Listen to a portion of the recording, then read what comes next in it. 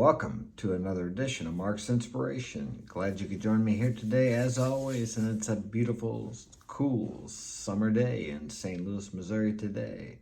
And the sun is shining and the birds are singing. Hope it's great wherever you are in the world today. We are going to continue on The Power is Within, the book I wrote. It is available on Amazon. Pick up your copy today, as well as Coming Back Home, The True Adventure of Mark Daniels, both available on Amazon. I'm sure they will be of value to you. So, we are on chapter 7, I think, Making Better Matches, and The Power is Within. Here we go.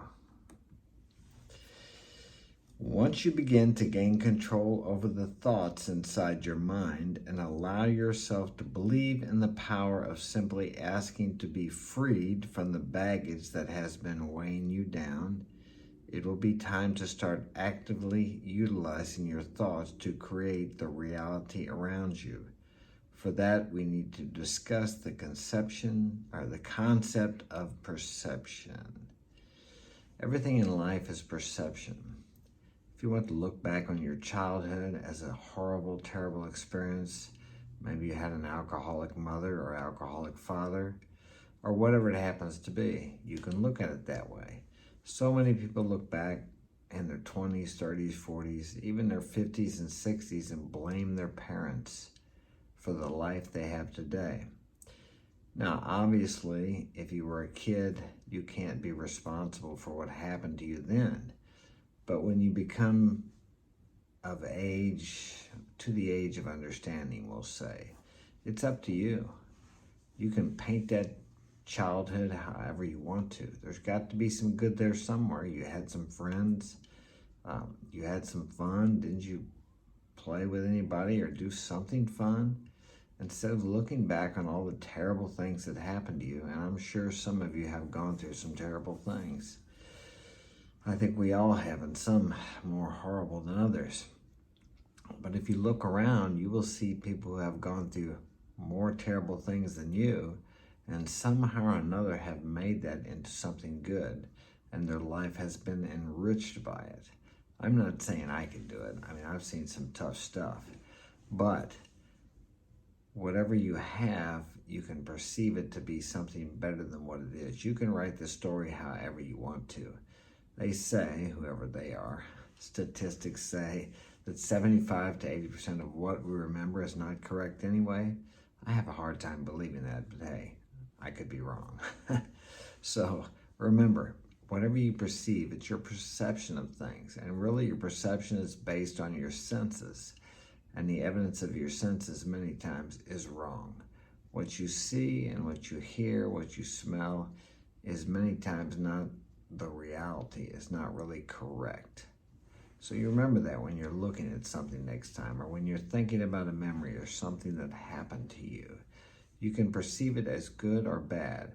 As Shakespeare said, nothing is either good or bad, but thinking makes it so.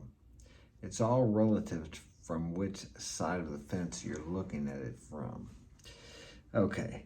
Your perception of the world in which you live is so vitally important for you beginning to create it that it cannot be overstated. It is the single biggest piece to this puzzle, a tool that is used to both avoid pitfalls and employ certain thought itself. To employ creation through thought itself. A parable of two dogs begins to illustrate this point. One day, a little dog came to this country and he was going through the immigration. Asked the officer, "What kind of people live here?" The officer countered, asking, "What kind of people were in the country you came from?" "Oh, they were terrible," answered the dog. "Every time I found a bone, they would take it from me and give it to another dog. Otherwise, they paid little attention to me. That is why I'm coming to this new country to make a fresh start." "Well, I'm sorry to tell you, my friend," said the officer, "but those are the same kinds of people you'll find here." The dog passed through the gates with his head hung low. He hoped he had left those types of people behind. On the same day, another dog came through immigration, and he too asked the officer what kind of people lived in this new place. The officer asked the same question, to which the dog replied, "People in my old country were wonderful. They gave me food whenever they saw me. They petted me, and I played with their children. I will miss them very much. But my owners are moving here, so I had to leave those people behind." "I think you are going to be very happy," replied the officer. "That is exactly the same kind of people we have here." The dog was bouncing with every step as he passed through the gate, ready for his new life in this new land. I'm sure some of you have heard that story before, but it comes back to the old expression, wherever you go, there you are. You cannot run away from yourself. If you go to a new town, a new city, a new country with the hopes of it being different, it may be different just for the initial visit or right when you get there, but eventually you will draw into your life the same people, the same circumstances, the same thing you had back in your old city, town, country, wherever you came from. Because everywhere you go, there you are. Nothing changes. If you don't change on the inside, your outer world just reflects what's going on the inside. The outer world is but a reflection of what's going on inside of you. So if you have trouble and turmoil in your life, I'll guarantee you have that same thing on the inside of you, inner conflict, daily. At first glance, you might be tempted to assume that there are three characters who participate in this parable, the two dogs and the immigration officer. But that is not true. There are only two. You might also surmise that each dog's interaction with the world leading up to this story has led them to believe that the world is a certain way, and therefore they are reasonable to have the disposition they have when faced with the news that their country displays the same characteristics as their old ones. This is also wrong, and is only revealed when you learn that the immigration officer is not a true character in the story, but rather represents each of the dog's very different perceptions about the world. It was, in fact, events in these dogs' early lives that established their formative beliefs and set them on the trajectory they currently find themselves. But it has only been the continuation of those beliefs that has kept them on it. Each stage of life they enter, as long as they continue forward with the same immigration officer in their mind, they will continue to see the same world around them, for they will create it for themselves. Wherever you go, there you are. It always ends up the same. You cannot run away from yourself. When I was young, I remember running away. I ran away to the backyard, not too far.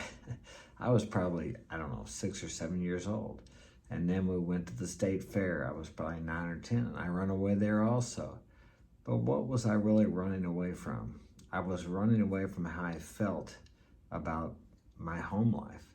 My dad was a practicing alcoholic, or I think he was a heavy drinker anyway. He drank nightly, I believe my brother said. And the only emotion I ever seen from my father was anger, except one time he did comfort me, and I remember that. So as perception goes, I need to focus on that. Also, what I need to focus on is he provided me with a home. He provided me with clothes. We always had food. We never really had to do without anything. The only thing I did without was he never hugged me. He never told me he loved me. And as I said, the only emotion I seen from him 99.9% of the time was anger. Okay, but he did the best he could.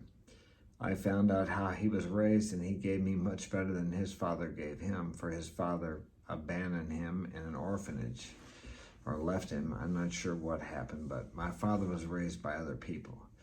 He never spoke of that. Okay, so he also showed me a good work ethic. My dad got up every day and went to work for 36 years at Boeing. I was McDonnell Douglas then. So there's many things I can think about besides his anger and the whippings and the things he said to me, like, you don't have enough sense to pound sand in a rat hole, act like you got some sense. I don't know, there was a bunch of them basically saying you're stupid, okay? And you're, oh yeah, you're never going to amount to anything. Or he would say nothing, I guess. He would use a double negative. The bottom line there was, you're no good. You're never going to be any good. Now, I can focus on all those things, and I did earlier in my life. I can't say that I blamed him for the way my life was going, but those things did make an impression on me. But also what made an impression on me was his work ethic and his consistency and his perseverance. Okay, which one do I want to focus on? Whichever one I focus on will grow in my life. Well, I prefer to be better, so I started focusing on the good qualities, the good things he passed on to me. He was a man's man. He was a tough man. Okay, I am the man today because of the way I was raised. Okay, whether good or bad, I just used the best to make myself what I wanted to be, rather than focus on, well, he never told me he loved me, he never hugged me, etc., etc. I can focus on what he did do for me, which was a lot more than a lot of other people had. My mom and dad did stay together, okay? And there was some fighting, but not constantly. I remember occasionally, a couple times they were arguing. There was never any physical violence that I ever saw. So I really have a lot to be grateful for, and a lot I can focus on that was good. And if I focus on the good, then my life will get better. And also it keeps me from resenting him for what I felt like I didn't get. You have to remember your parents did the best they could, no matter how bad you think they did. We all do the best we can with the knowledge we have at the moment. We've all made mistakes. I'm a parent, I've had 8 kids, and I tell my kids, look, if I do things that you don't like, you can do better with your children, just like I've tried to do. My kids have never seen me drink. I did drink pretty heavily in my earlier life, but my children haven't ever seen me drink. Okay, so I've done something different. I grew up with a father who drank a lot till I was about 13. So I wanted something different for my children. It's really easy. Just look back on the things you didn't like about your parents and what they raised you, and you change that with your kids. But focus on the things that were good in your life when you were growing up, whether it be friends, birthday parties, whatever. There's good things if you look for them. What do they say? In every cloud there's a silver lining. Yes, but you have to look for it. The negative and the bad things are shoved at us constantly 24 hours a day through media, billboards, etc.